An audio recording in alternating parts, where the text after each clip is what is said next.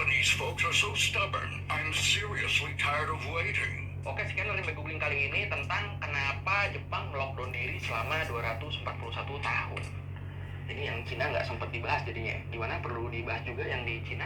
Boleh komen. Ini tuh ada nggak sih dibahas sama materinya Pak Faris kemarin di sejarah? Ada kemarin kita bahas ini yang fokus Iya, itu. pas aku itu ada 3 lah itu intinya. Itu kenapa ya mereka ya bisa kayak terisolasi sampai 214 tahun kayak individu tuh anu nggak sih, gara-gara Jepang tuh takut kalau misalnya budaya Eropa tuh masuk ke budaya mereka, jadi makanya kayak mereka mengisolasi diri selama 2 abad. Oh, aku ingat di bawah zamannya Edo, di bawah Keshogunan Tokugawa Ieyasu. Nah, di bawah itu tuh kan kayak mereka terisolasi tuh. Seingatku, pokoknya yang dari Jepang itu nggak boleh, yang orang Jepang itu nggak boleh keluar Jepang, dan yang dari luar Jepang nggak boleh ke Jepang di isolasi itu. Kayak mereka tertutup Mereka gitu. bikin perjanjian Edik Sakoku deh tuh. Iya. Jadinya tuh mereka nggak boleh kemana-mana ibaratnya, kayak terisolasi lah di mereka. rumah aja. Nah, terus tapi mereka tetap ada sih kayak ngelakuin perdagangan, cuman boleh di 2 negara nggak sih? Iya, 2 negara. Ya pokoknya di Dejima doang, di Nagasaki nggak sih? Nagasaki dia. Pokoknya 2 negara ini itu Belanda sama Tiongkok. Tiongkok, Cina. Itu mereka cuma boleh 2 itu. Kalau ke Belanda itu kan dia banyak VOC. VOC itu buat ngeimpor barang-barang lah, barang-barang Eropa gitu lah, kan kayak ya barang dia perlu juga dong. Ya perlu dong. Kalau Cina itu mereka ekspor buat Yes, of course. siapa sih yang nggak butuh uang? Ya kan? Habis itu gara-gara apa namanya lockdown, mereka tuh ini aku ingat mereka takut budaya Eropa kan merusak tuh tadi, dan salah satu budayanya itu adalah budaya kekristenan yang nggak sesuai sama Jepang, soalnya mereka kan apa ya, Shinto. Iya, mereka kan apa ya, kayak lebih ke dewa gitu nggak sih? Iya, kayak beda gitu kan sama budaya kekristenan, dan jadinya tuh kayak Jepang tuh keshogunan Jepang tuh kayak budaya kita banget nih, not our style. Nah, gara-gara itu entah itu mereka yang udah ngikutin kekristenan, pokoknya ya dimusnahkan gitu. Akhirnya makanya isolasinya tuh jadi makin nice. Nah, habis itu mereka kan udah 214 tahunan tuh kayak terisolasi sendiri, tapi akhirnya mereka gimana sih kehidupan negaranya tuh nyebutnya Apa yang kayak dia tuh jadinya tuh ketinggalan. jadi lambat gitu Iya. kan perkembangannya. Terus habis itu mereka kenapa lagi ya? Ini kayak setelah mereka terlambat dan apa sih nyebutnya, secara medis mereka ketinggalan, secara militer mereka ketinggalan, pokoknya banyak banget nggak iya, sih segala banget hal lah. tuh mereka ketinggalan banget. Akhirnya ini kan mereka ada pengaruh sama Belanda ya, perdagangan itu sama orang Jepang, boleh kayak boleh juga nggak sih kita ngambil ilmu mereka sedikit-sedikit gitu, Sedikit lah ya. akhirnya mereka ke Belanda itu bukan minta sih mungkin nyebutnya, Belajar nggak sih? iya lebih Belajar. secara militer dari Eropa, terus juga medicine atau kesehatan Eropa.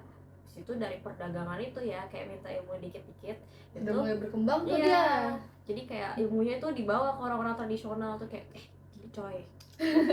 Akhirnya mulai berkembang.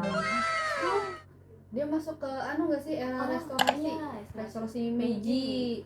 Nah itu dia pada tahun 1853 kan dia. 1853. Correct if our wrong. Nah, 1853 tuh Commodore ini siapa? namanya? Matthew Perry dia. Iya, dia dari Amerika datang tuh ke Jepang. Dia bawa 4 kapal perang, guys. 4 kapal perang itu buat flexing. Ditambah dia tuh. Biar apa? Biar kayak keren nih gua. Iya, biar Jepang tuh juga mau sama dia kayak. Dan dia tuh maksa-maksa kayak ngerayu dia tuh. mau dong sama aku gitu. Kayak kita jadi partner gitu kan. Tapi kalau Jepang kayak Gak dulu. sorry. Terus 1 tahun kemudian dia mau lagi berapa kapal? 8 dia bawa. Dia lebih upgrade lah ya Terus sekarang. kayak 8 kapal. habis balapan kapal Jepang tuh kan kayak udah udah kayak uangnya tipis. Dia kayak perlu banget kan. Udah mau deh. Ya sudahlah, saya sudah, ayo.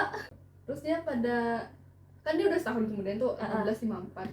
Dia konvensi Kanagawa dia. Ya baru ingat.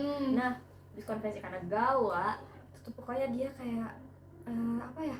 Lumayan upgrade lah Ya di situ berkembang tuh. banget berkembang banget. Jadi kayak mulai dari industri, militer, Pendidikan, satu lagi industrial apa ya? gitu. Iya, apalagi ya satunya? Oh, secara ini politik. Politik. Iya, jadi kayak politik yang namanya feodal itu tuh mereka udah dihapusin. Kayak feodal tuh ibaratnya hierarkinya secara Jepang gitu loh. Terus tuh kesentralan juga dibawa ke kekaisaran semuanya. Jadi Berubah kayak dia. enggak ya kayak orang kaya boleh mimpin ini enggak lagi. Habis itu di militer mereka udah upgrade Udah lah. ngikut yang ke arah-arah Iya, barat gitu kan. yang kayak udah kuat-kuat keren. banget gitu. Udah berkembang. Habis itu pendidikan ya of course sih dari dulu pendidikan di Jepang tuh udah kayak mantap kan. Sampai sekarang bah dia tuh. Sekarang kan makanya pada saat itu pendidikannya juga dinaikin, di upgrade. Terus terakhir industri. Dia bikin kayak pabrik, terus kayak rel kereta juga dia bikin gitu-gitu. Demi ini. Yes. Nah, jadi kayak setelah Restoration Meiji itu kan tadi udah tuh empat berarti empat pilar utamanya dari politik, militer, terus tuh ada juga industri sama pendidikan. Karena mereka udah kayak jadi negara yang keren banget kan? Congratulations. Before and after gitu ya. Terus habis itu mereka mulai berani kayak tipis-tipis ekspansi, tipis-tipis pengen kayak ada keinginan gila negara gua segini aja nih, kita bisa nih gede-gedein dikit yuk gitu kan. Terus dia masuk ke era apa namanya imperialisme. Iya, imperialisme. Ya negara mulai berani mulai gitu. Berani dia. Terus dia ada perang Sino tuh tahun 1854 sampai 1855. Iya, oke. 1894 nggak sih? 1894 sampai 1895 itu dia ngelawan Tiongkok kan buat ngerebutin Taiwan. Bonus kalau nggak salah dia kayak Dapat Korea nggak sih dia? Karena kan Cina sama Korea kan dekat aja. Iya. Dari situ Mereka perang Jepang Rusia juga. di ini nggak sih 1904 sampai 05. Setahun juga Iya, kan tahun itu. juga. Gila setahun doang loh. Gacor itu. Mereka Terus dia menang juga kan itu pas Jepang Rusia. Oh iya, makanya kayak dunia tuh gila. Jepang yang sekecil itu, yang kayak terisolasi itu dulu tiba-tiba kayak meledak. Bisa menang dia. Lawan siapa tuh nih? Rusia. Rusia. Kayak gede gitu kan. Terus kayak dunia tuh kayak hah? Bisa nih. Kaget nih. Terus gara-gara yang lawan Rusia itu dia dapat Korea. Makanya juga Jepang kan sempat tuh yang menjajah Korea kan. Lumayan lama tuh. Sama dia juga ngapain sih?